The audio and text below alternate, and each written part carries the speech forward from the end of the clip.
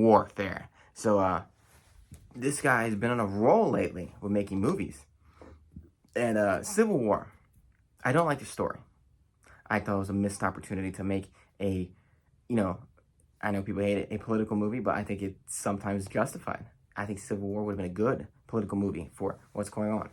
And it was about just war is bad, boring thematically, very boring, very generic thematically, but fight-wise, fantastic. And Alex Garland, he can make great fight scenes. One of my favorite movies of all times is Ex Machina. Love that movie. Absolutely love it. It's one of the most rewatchable movies ever, too. It's such an easy watch. But this movie, very, very scary. Like, I was watching, it's like a horror movie. It has a very long build-up, and I want to watch it again, but I almost want to wait, like, 30 minutes to just get past the build-up, because it's such a long, and I understand the point of it. I think the build-up is necessary to see the calm before the storm. It matters. But once you see it, I'm like, I don't want to see that twice. But I would want to see the next hour twice. The next hour is Call of Duty. Like, people, it's called Warfare. I was thinking Modern Warfare. I'm like, if you like Call of Duty, Call of Duty, you would like this movie. Like, this is your movie. This is a straight action movie. A very intense, very vicious, horrifying, like, scary action. Like, these guys get their legs destroyed. And they're screaming constantly, and it's horrible. It really makes you not want to join the military. I'm like, the military's had a hard time forever trying to get people to recruit, and they had to change their tactics and start talking about careers and get a job and get a career in the military, because they realized doing the whole patriotic act that they did in like World War II and Vietnam War, no one believes it anymore. Everyone knows that. I'm like, well, even if you love the country, you don't love it enough to end up in a wheelchair forever, right? Or end up dead. And back when they were getting people for like World War II and stuff like that, they were like, oh, well, you're going to be a hero and you're going to come back and you're going to be a big buff man. The ladies will love you as you saved America. And now everyone's like, I've seen enough movies and enough TV shows to know it's not true. And if you're a veteran now, you just know that's not true. They forget about you. They don't care about you. You look at the current political party that constantly cuts your benefits and cuts the people that helps you, and they're like, they don't care about you. They send you off to slaughter, and they don't give a fuck about you. So there's not a lot of reasons.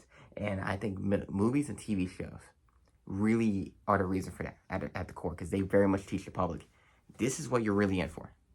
This movie very much shows you what you're really in for. And it's not fun or worth it in any way. And this is based on a true story. It has a great little after thing where they show the real guys. And I was like, damn, I don't see what benefit I would get out of joining the military. It is horrifying, and I'm like, once case scenario you die, or it's almost worse, or not worse, depending on how you look at it, you end up in a wheelchair forever, just severely scarred, and you can't do much. Horrible.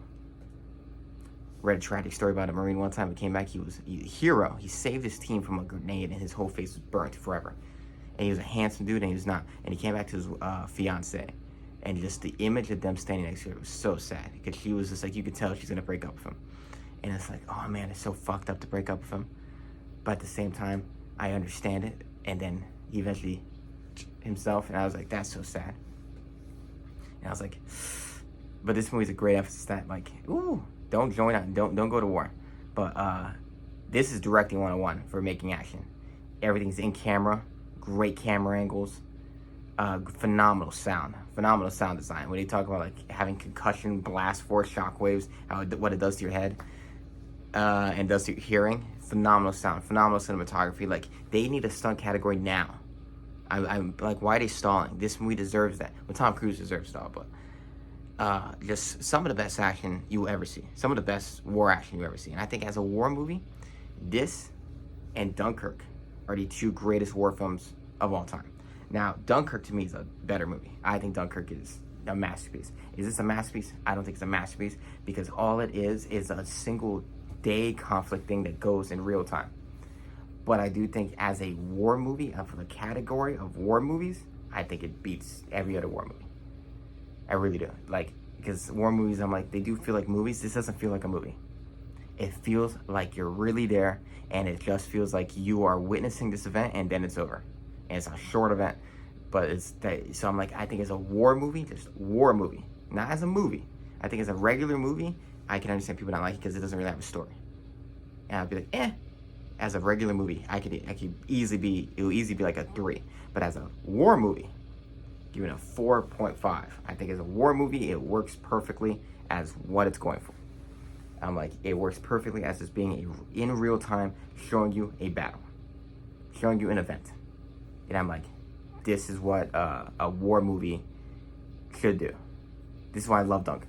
Dunkirk's my all-time favorite, but yeah. So those are my thoughts. That's my review. Subscribe and tell me your thoughts down below.